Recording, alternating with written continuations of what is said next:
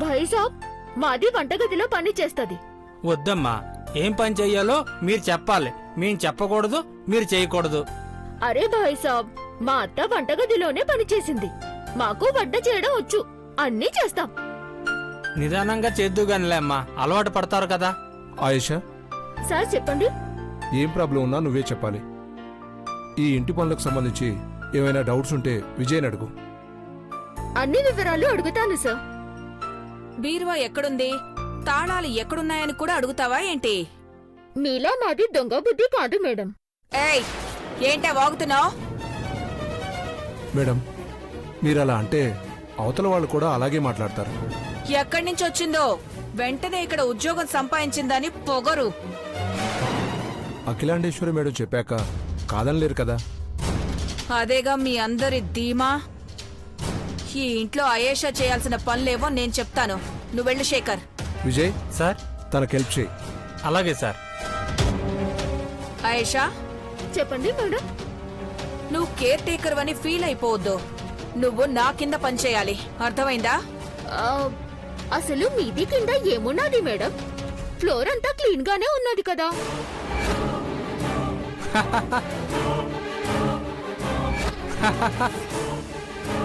ఏంటే కామెడీ చేస్తున్నావా? నా కింద అంటే నేను నిల్చున్న చోట కాదు, నా అజమాయిషి నీ మీద ఉంటుందని. నేను చెప్పిందే వేదం. నోరు మూసుకొని తలూపాలి. మీ తలకాయలు ఇరగొట్టే రోజొస్తది, ఆగండి. ఏయ్, ఏంటే గొనుక్కుంటున్నావు? పైకను. మీది కింద పని చేసే వాళ్ళం కదా మేడం, పైకి అనదు. ఏదో తెలివితేటలు చూపిస్తుందో, లేకపోతే దాని మాట తీరే అంతో తెలీదు కదా భవాని. వెళ్దాం పద. ఉండవే మనవరాలా, ఒకసారి వార్నింగ్ ఇస్తేనే పడుంటారు. ఏ ఆయేషా, చెప్పాను కదా, ఇంట్లో అన్నీ నా కంట్రోల్లోనే ఉండాలి. చిటికేస్తే ప్రతిదీ నా దగ్గరుండాలి. చిటిక వేస్తే వినిపిస్తుందా మేడం? వినపడాలి. వీళ్ళని అడిగి తెలుసుకో. ఏమేమి పనులు చేయాలి మేడం? పాలు, నీళ్లు, కాఫీ అన్నీ ఏమైనా కూడా వేడివేడిగా ఉండాలి. అడిగిన వెంటనే తీసుకొచ్చి నా మొహాన కొట్టాలి. లేట్ చేస్తే నీ మొహం పగులుతుంది, అర్థమైందా? బాగా అర్థమైంది మేడం. పద చైత్ర. ఏయ్, ఇంకొక్క మాట.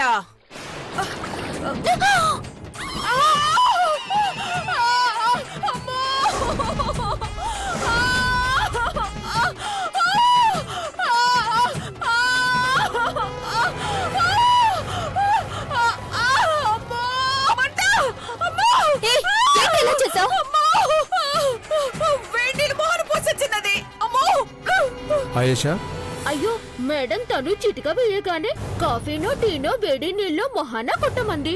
అలాగే కొట్టాను. విజయ్ భాయ్, అంతేగా? అంతేగా అంతేగా. నోర్మోయండి. దీనికి మీరు వస్తాసా? మాది చెప్పిందే వింటాది. మండిపోతుంది కదే నిన్ను. మేడం, మీరు చెప్పినట్టే చేసింది. ఈసారి అర్థమయ్యేలా చెప్పండి.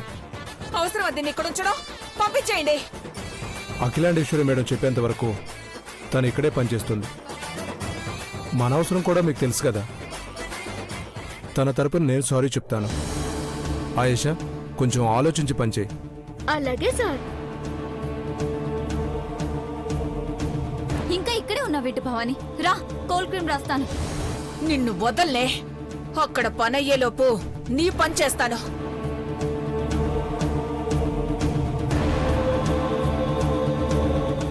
ఆయేషా బేటీ, మేం చేయాలనుకున్నా చేయలేం.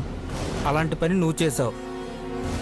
ఆవిడ ముఖం మీద నిప్పులు పోసినా పాపం లేదు. ఇప్పుడే నన్ను తిట్టిందమ్మా.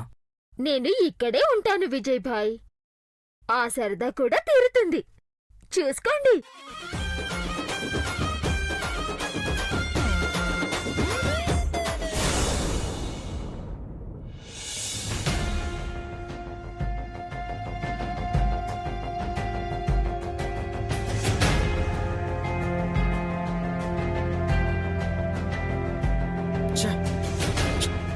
ఏమైంది రాభి? కాల్ కనెక్ట్ కావడం లేదురా. సౌందర్య ఎక్కడికి వెళ్ళింది కదా.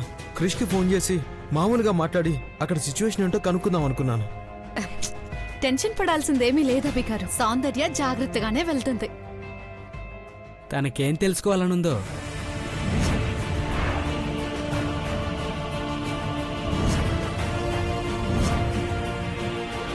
తను వెళ్తానన్నప్పుడు వెళ్ళమన్నాను కానీ భవాని వాళ్ళు ఏం కక్ష కడతారోనని కొంచెం టెన్షన్గా ఉందిరా. అది శివంగి నెట్టుకొచ్చేస్తుంది. మీరు కూల్గా ఉండండి. హలో. Okay, thank you. ఎక్కడి నుంచి అభి? వైజాగ్ నుంచి రా. అక్కడి నుంచి ఫోన్ చేసింది అనాథాశ్రమం వాళ్ళే కదా. అవును, వాళ్ళు వెళ్లేలోపు ఏర్పాట్లు చేస్తారు. అదేంట్రా, వాళ్ళని వైజాగ్ పంపించేస్తావా? అడ్డుకున్నది ఇందుకేనా? రేయ్, సౌందర్యని క్షేమంగా ఉంచడానికి అలా చెప్పానురా. లేదంటే గణేష్ అంకుల్ ఇక్కడి దాకా వచ్చేవాడు కాదు. సౌందర్యని తీసుకెళ్లిపోతే అంత ఈజీగా దూరం చేసుకొని చంద్రిక, తనకి దగ్గరగా ఉంటాను. కావాలంటే నేను కూడా వైజాగ్ వెళ్తాను. నువ్వు వెళ్ళిపోతే నేను చంద్రిక ఎలా ఉంటావురా? రేయ్, మనకిక్కడ ఎవరూ లేనప్పుడు, మన వాళ్ళు సౌందర్య వాళ్ళే అయినప్పుడు వెళ్ళిపోదాం రా. నేనైతే డిసైడ్ అయిపోయాను. మా ఇంట్లో అమ్మా నాన్నల్ని ఒప్పించాకే రాగలను. వస్తాను, ఒప్పిద్దాం. మీరిద్దరూ త్వరలో ఒకటైపోవాలి. పెళ్లి చేసుకుని జంటగానే వైజాగ్కి రావాలి. నేను సూర్య అనాథలుగా ఇక్కడే పుట్టి పెరిగాం. మేం పెళ్లి చేసుకునే అమ్మాయిల వల్లైనా ఇక మేము అనాథలం కామో అని చెప్పుకోవచ్చు. సౌందర్య కోసం నువ్వెంతగా ఆలోచిస్తావు అనుకోలేదు అభి. She's lucky. లేదురా, నేనే అదృష్టవంతునే. సౌందర్య వల్ల కుటుంబం పరిచయం అయింది. మీరిద్దరూ ఒక కుటుంబం అయితే నా సంతోషం రెట్టింపు అవుతుంది.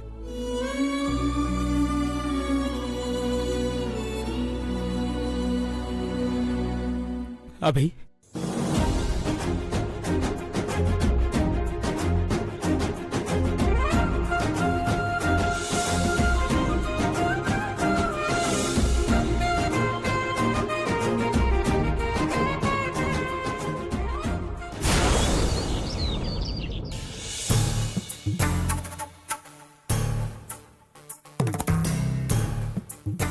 ఆయిషా బేటీ, ఈ హాల్ నీట్గా ఉంచాలి. ఎక్కువసేపు అమ్మగారు ఇక్కడే ఉంటారు. రెస్ట్ తీసుకుంటారన్నమాట. ఆందోళనగా ఉన్నా బాధగా ఉన్నా అమ్మగారు ఇక్కడికి వస్తారమ్మా. ఎక్కువసేపు ఇక్కడ ఉంటారు. అలాగా? అవునమ్మా. చిన్న మేడం కేకలు వేస్తుంది భాయ్. ఆవిడంతేనమ్మా. ఏ పని లేకపోయినా పని వాళ్ళని ఇబ్బంది పెట్టడమే ఆమె పని. సర్లే బాయ్, నేను చూసుకుంటానులే. నీ పనులు చూసుకో. అలాగేనమ్మా.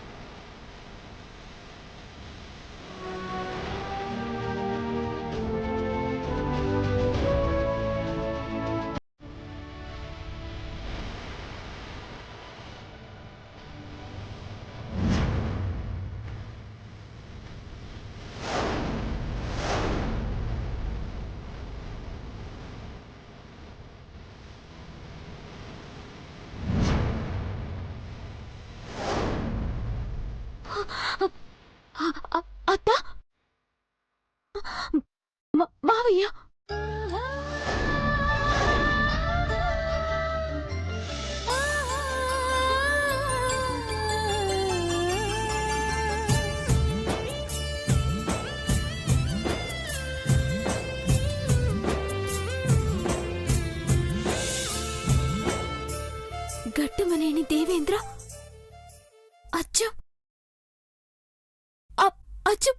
అభిలానే ఉన్నాడే.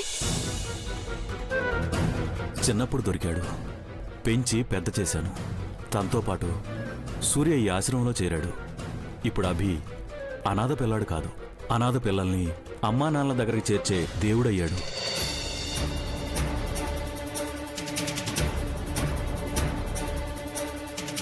అనాథన్నాడు. అభి అనాథనా? అట్లయితే అచ్చం మావయ్యలా.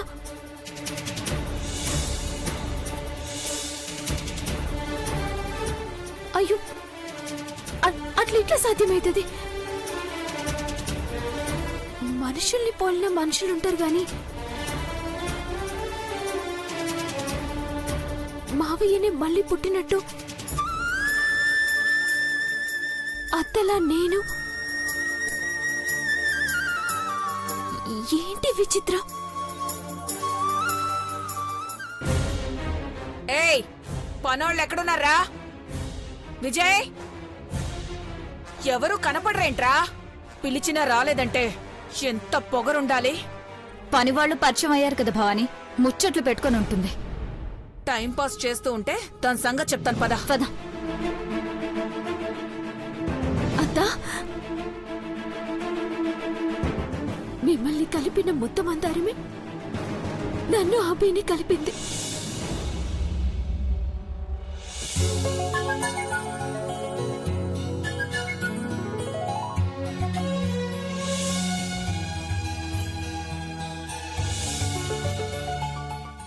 ఏంట్రా ఇది? తీసుకో, నీకోసమే. బాయ్.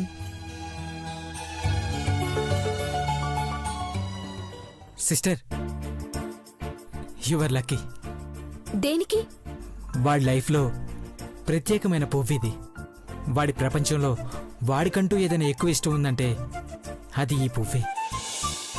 వాడికి ఇష్టమైందే నాకు ఇష్టమైంది. పోయిన జన్మలో మీరు, ఈ జన్మలో మేము ప్రేమికులుగా ఉన్నాం. అభి కూడా మామయ్యలా ఉన్నాడని తెలిస్తే ఏమవుతాడు? ఎంత సంతోషిస్తాడు?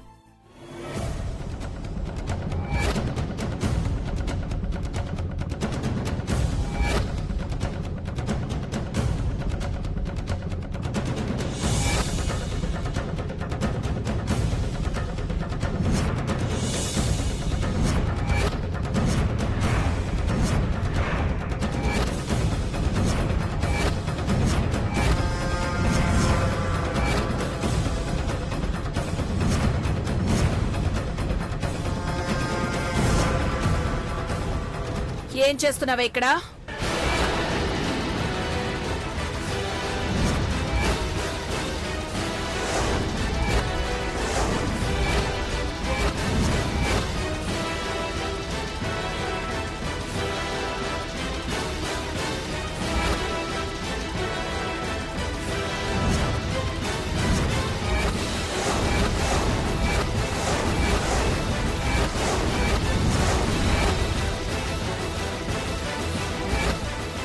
ఏంటి ఆ ఫోటో తీసావు?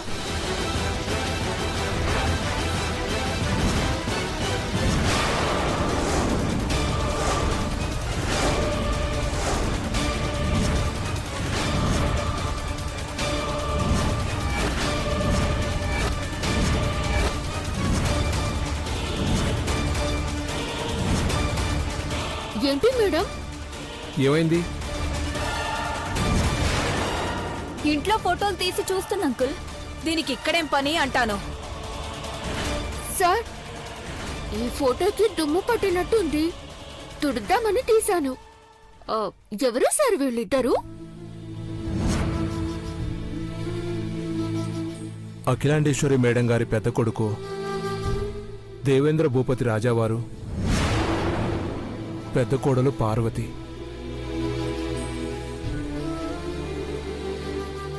మహారాణి మేగోటి పార్వతీదేవి అని చెప్పకపోయావా శేఖర్? ఈ వివరాలన్నీ దీనికి చెప్పడం అవసరమా? ఎవరో ఏంటో తెలీదు, పర్సనల్ మ్యాటర్స్ చెప్పకండి అంకుల్. పేర్లు చెప్తే తప్పులేదు. ఆయేషా, జాగ్రత్తగా పెట్టు. అలాగే సార్.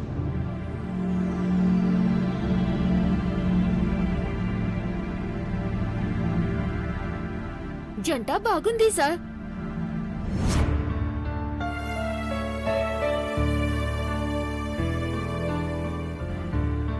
వాళ్ళ ప్రేమ ముందు ఈ ఇంట్లో వాళ్ళందరూ తల ఉంచారమ్మా.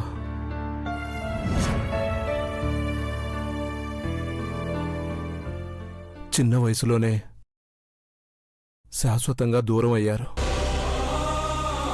వాళ్ళు ఉండి ఉంటే ఈ ఇల్లులా బోసిపోయేది కాదు.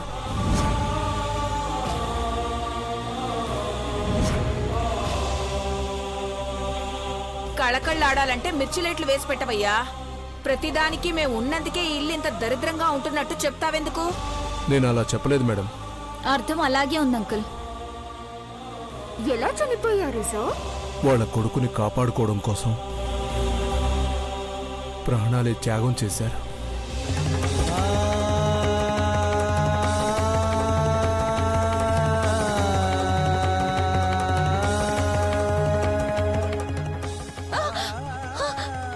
పార్వతి రా, పార్వతి.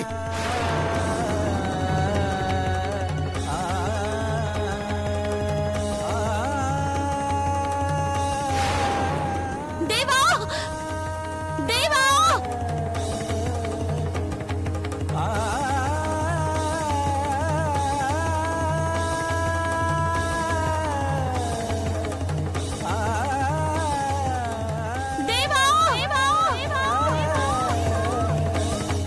పార్వతి, పార్వతి, పార్వతి, పార్వతి.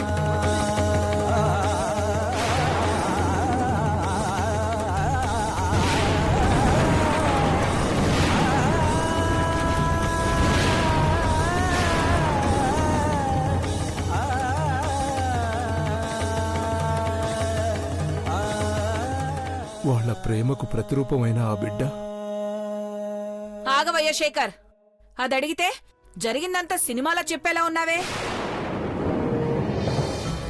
సో నేను ఒకసారి ఇంటికి పోయి వస్తాను. ఇక్కడ పని కుదిరింది అని మా అమ్మా నాన్నకి చెప్పి వస్తాను. జాయిన్ అయింది ఇప్పుడే, అప్పుడే ఇంటికి పోతావా?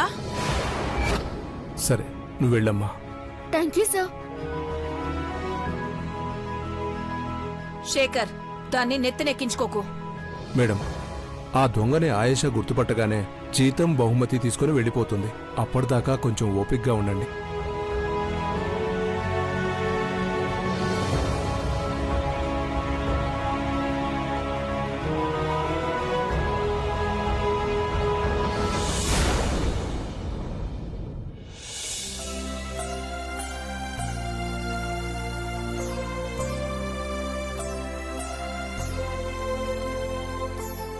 బాబాయ్, ఈ పనులన్నీ నీకెందుకు?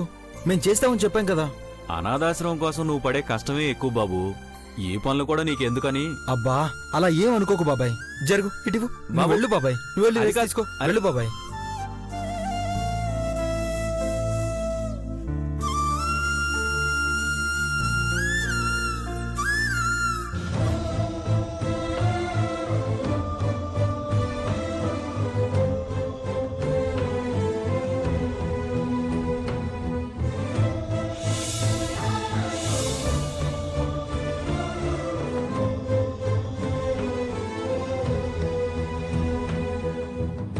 ఏందయ్య అట్లా చూస్తున్నావు?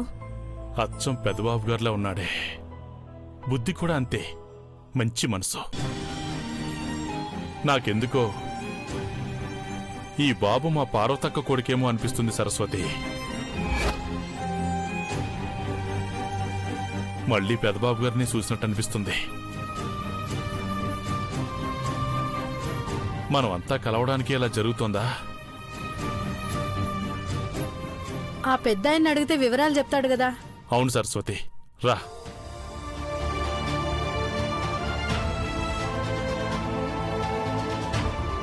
అయ్యా, సౌందర్య వాళ్ళ తల్లిదండ్రులే కదా? అవునయ్యా. ఈ అనాథాశ్రమానికి ఇంతకాలం తర్వాత నా వాళ్ళు అని తీసుకొచ్చింది మిమ్మల్నే. ఆ బాబుకు నిజంగా ఎవరు లేరా అయ్యా? ఆపదలో ఉన్న వాళ్లను ఆదుకుంటాడు. వాళ్ళు అన్నా అంటారే గాని ఈయనకెవరూ లేరు. ఆ బాబు తల్లిదండ్రులు ఎవరో తెలీదయ్యా. తెలిస్తే ఇక్కడ అనాథలా ఎందుకుంటాడమ్మా? కొన్ని వందల మందికి జీవితాన్నిచ్చాడు. దేవుళ్లాంటివాడు అనిపించుకోవాలనే వాళ్ళ అమ్మా నాన్న వదిలేసిపోయారేమో.